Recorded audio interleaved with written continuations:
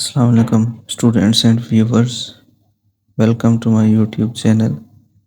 आज हम सीखते हैं कि कैसे हम अपनी डेटा फाइल को मैनेज करते हैं, उसको क्रिएट कैसे करते हैं। जो भी हमारे पास डेटा था, हमने डेटा कलेक्शन की थी, उसको हमने SPSS में कैसे डालना है। और उसके लिए बेसिकली सबसे पहले दो तरीके होते हैं। एक तो आप SPSS में डायरेक्टली इनपुट कर सकते हैं डेटा को, और दूसरा MS एक्सेल शीट के ज़रिए आप उसमें डेटा को मैनुअली इंटर करते हैं और फिर वो फाइल ओपन करते हैं SPSS के अंदर।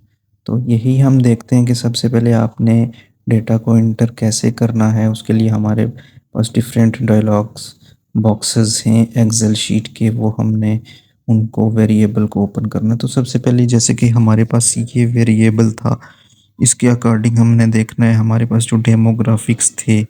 फर्स्ट सपोज मैंने जो एक रिसर्च कंडक्ट की है, तो उसके रिलेटेड मेरे पास एक स्केल है, उसको मैंने सबसे पहले नंबरिंग दे देनी है। जैसे एज है, कितने एज ग्रुप्स हैं, मैंने उसको न्यूमेरिक फॉर्म में कन्वर्ट करने के लिए अपनी आसानी के लिए 1 2 की नंबरिंग कर दी। इसी लिहाज से आप देख सकते हैं एज इसमें कितनी है, 18 to 19 ईयर्स, मैंने उसको 1 दे दिया। और सेकंड, फिर थर्ड एंड फोर्थ सोन, फिर दूसरे नंबर पे जेंडर की बेस पे मेल एंड फीमेल, मेल को मैंने 1 कर दिया, फीमेल को 2। ऐसे ही एजुकेशन लेवल और मैरिटल स्टेटस को भी मैंने डिफ्रेंशिएट करके उसको कमांड दे दी है। ठीक है, अब हम ये डेटा को मैनुअली इंटर करेंगे एक्सेल शीट के अंदर, और फिर उसको हम ओपन कर लेंगे SPSS फाइल के अंदर। अब एक्सेल शीट में करने का मकसद ये है कि उस पर आप इजीली रिमूव और ऐड कर सकते हैं। तो अब जैसे हमारे पास पहला स्केल था, तो वो डेमोग्राफिक की बेस पे, तो वो सबसे पहले हम यहाँ पे एंटर करेंगे जो भी डेमोग्राफिक में हमारा पहला वेरिएबल था एज, तो वो मैंने एज लिख दिया। दूसरे नंबर पे हमारा वेरिएबल है जेंडर, तो मैं यहाँ वहाँ पे वो जेंडर ऐड कर देता हूँ। फिर तीसरे नंबर पे था मेरे पास एजुकेशन ग्रुप, वो मैं ऐड कर देता हूँ। फिर चौथे नंबर पे मेरे पास था मैरिटल स्टेटस की बेस पे मैंने डिफरेंशिएट किया था, वो ऐड कर दिया। अब ये जस्ट मैं इसकी लेबलिंग कर रहा हूँ। तो ये जो मेरे पास डेमोग्राफिक्स थे, वो मैंने इसके अंदर एंटर कर दिए हैं। अच्छा जी, अब आगे देखें तो आगे जो नेक्स्ट स्केल है हमारे पास बैग एंजाइटी इन्वेंट्री, इसके जितने भी क्वेश्चंस हैं वो बेसिकली अब हमने ऐड करने, और अकॉर्डिंग टू मैनुअल हमारे पास स्कोरिंग अवेलेबल है। जैसे हमने स्कोरिंग करनी है, डिफरेंट क्वेश्चंस हैं, 21 क्वेश्चंस हैं, मैंने लेबल किया हुआ है अपने उनको आसानी के लिए, A1 A2 up to so on A20।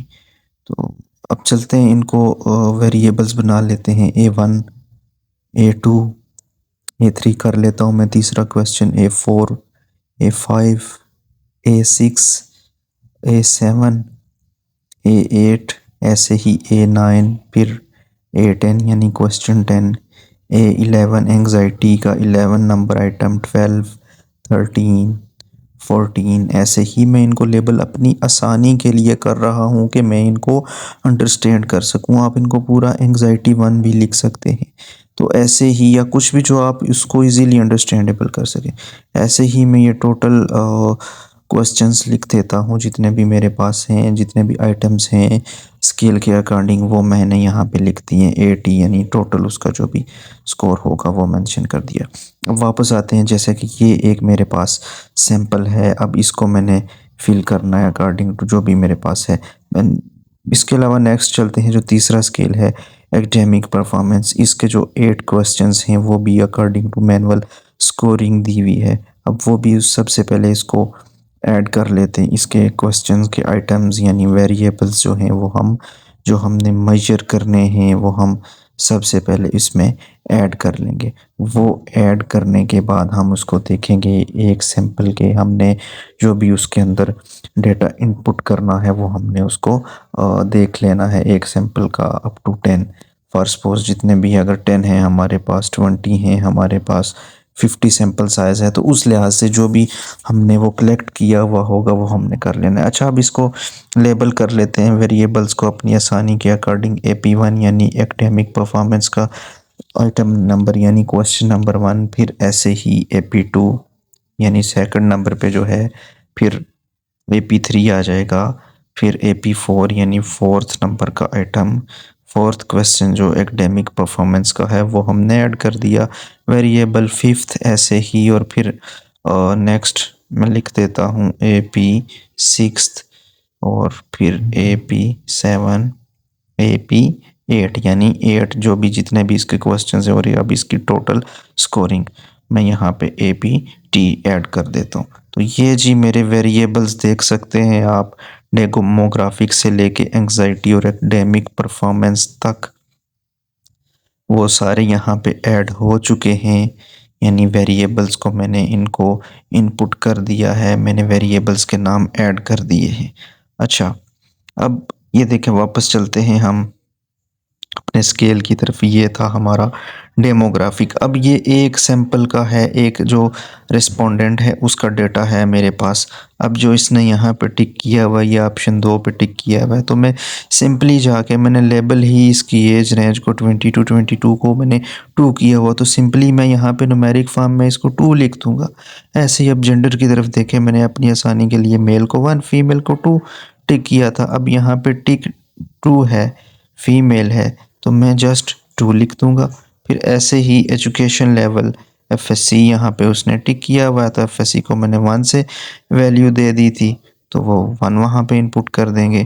फिर ऐसे ही मैरिटल स्टेटस सिंगल पे 1 और मैरिड पे 2, और ये इसने सिंगल पे टिक किया हुआ है तो हम यहाँ पे 1 लिख देंगे।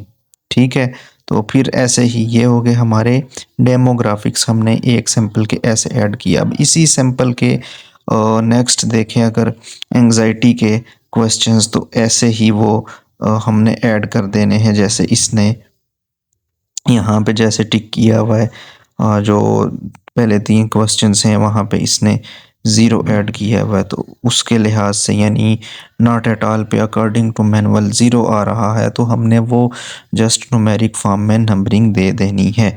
जैसा कि आप देख सकते हैं यहाँ पे मैंने स्केल पे लेबल भी किया हुआ है। ठीक है, अब A4 पे उसने जो लिखा हुआ था 1 फिर 0 0 आगे, उस लिहाज से क्वेश्चन का नंबर देख के मैंने उसकी स्कोरिंग के एतबार से मैंने 0 1 2 3 और ऐसे ही बाकी भी जितने भी वेरिएबल्स हैं यानी एंजाइटी के जितने भी क्वेश्चंस हैं, मैं अपने स्केल को मद्देनज़र रखते हुए उसको वहाँ पे ऐड कर दूंगा।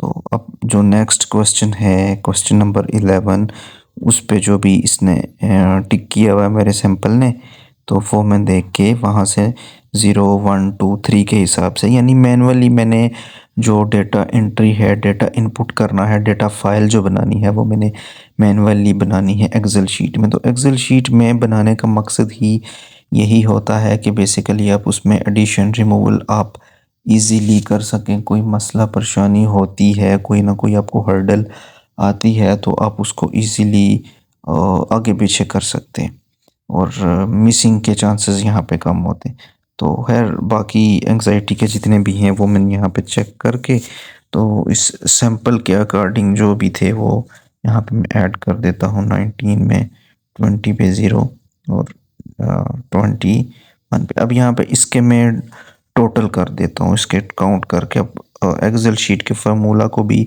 यूटिलाइज करते हुए इसको टोटल कर सकते हैं। ये जब आप SPSS के अंदर करेंगे तो वो खुद से इसको वो टोटल कर देगा, वहाँ पे भी आप कर सकते हैं। तो ये अभी हम सीख रहे हैं कि एक्सेल शीट में आप कैसे कर रहे हैं, उसका भी एक प्रोसीजर होता है, SPSS में वो एक अलग से होता है। अब हम देख लेते हैं जो तीसरा क्वेश्चनर है उसकी जो स्कोरिंग है 4 5 3 2 1 यानी स्ट्रांगली एग्री पे 5 करना है, एग्री 4, न्यूट्रल पे आपने 3 न्यूमेरिक फॉर्म दे देनी है, डिसएग्री पे 2 और स्ट्रांगली डिसएग्री पे आपने 1 कर देना है according to manual of the scale. ठीक है, उस लिहाज से आपने ऐसे कर देना है। फिर ये चीज़ हमने देखनी है कि जो हमारे सैंपल ने हमारे रिस्पोंडेंट ने फिल किया था तो उस लिहाज से हमने मैनुअली, आप देख सकते हैं कि मैंने इसको स्कोरिंग दी हुई है ऑलमोस्ट 5, 5, 3 ऐसे ही यहाँ पे आ रहा है। तो ये चीज़ मैं जाके एक्सेल शीट में ये ऐड कर दूँगा और वो फिर मैं उसको सम कर लूँगा, उसको टोटल कर लूँगा और इस तरह से मेरा एक जो रिस्पोंडेंट है उसका डेटा इंटर हो जाएगा। ठीक है, तो आप देख सकते हैं इस पे स्ट्रांगली एग्री किया हुआ है तो वो 5 आ जाएगा, फिर स्ट्रांगली 3 आ रहा है न्यूट्रल पे, फिर नेक्स्ट जितने भी क्वेश्चंस हैं, टोटल क्वेश्चंस, उन पे इसने स्ट्रांगली एग्री पे टिक किया हुआ है तो वो उसकी scoring according to the manual of the scale 5 category में आ रही है। अब मैं यहाँ पे इसको ऐड कर देता हूँ 5, 5, फिर AP3 में 5, सॉरी 3, फिर आगे जितने भी हैं उनमें 5 और टोटल यहाँ पे इसका स्कोर बन जाता है ऑलमोस्ट 30। मैं यहाँ पे लिख देता हूँ 38। तो यहाँ पे मैंने टोटल एकेडमिक परफॉर्मेंस का स्कोर लिख दिया। अब ये मैंने एक सैंपल का जो डेटा है वो यहाँ पे इंटर कर दिया है। मेरे जितने भी सैंपल होंगे वो मैं 1 बाय 1 यहाँ पे डेटा फाइल प्रिपेयर करूँगा और उसमें ऐड करता जाऊँगा। अब मैं यहाँ पे अपनी फ़ाइल का डेटा इंटर कर रहा हूँ। फॉर सपोज़ मेरे पास 10 रिस्पोंडेंट थे तो मैं उनका कंप्लीट करके यहाँ पे आगे से स्टार्ट लेता हूँ। जी हाँ, तो ये आप देख सकते हैं कि ये मेरे पास 10 सैंपल साइज़ आ चुके हैं। उनका डेटा मेरे पास कंप्लीटली आ चुका है कि मैंने उनका डेटा इंटर कर दिया है। तो फिर हमने क्या कर दिया, फर्स्ट सपोज मेरा सैंपल साइज़ 10 था तो मेरी ये डेटा फाइल कंप्लीट हो चुकी है। जैसे एक रिस्पोंडेंट का मैंने आपके सामने एक सैंपल का मैंने रखा, ऐसे ही बाकियों का। तो मिलते हैं इंशाल्लाह नेक्स्ट वीडियो में। अपना ख्याल रखिएगा। अल्लाह हाफिज़। Thank you so much for watching.